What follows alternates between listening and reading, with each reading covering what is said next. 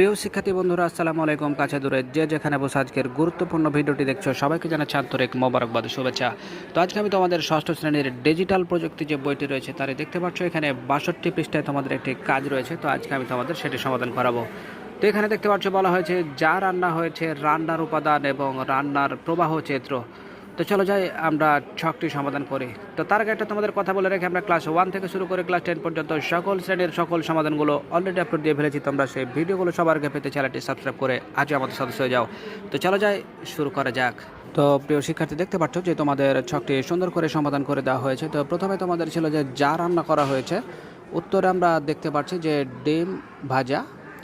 এরপর আমরা দেখতে পাচ্ছি রান্নার উপাদান। তো আমরা দেখতে পাচ্ছি সেক্ষেত্রে ডিম, তেল, পেঁয়াজ, মরিচ, লবণ, কড়াই। এরপর আমরা যেটা দেখতে পাচ্ছি সেটা হচ্ছে যে আমাদের কাজটি ছিল যে রান্নার প্রবাহ চিত্র।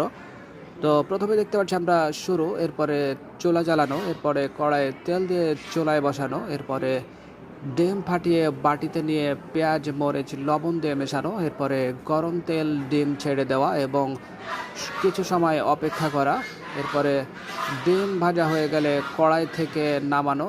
এরপর আমরা দেখতে পাচ্ছি সর্বশেষ শেষ। তো প্রিয় শিক্ষার্থী, ভালো থেকো, দেখা হবে পরবর্তীতে নতুন করে গুরুত্বপূর্ণ ভিডিওতে। সে পর্যন্ত আল্লাহ হাফিজ।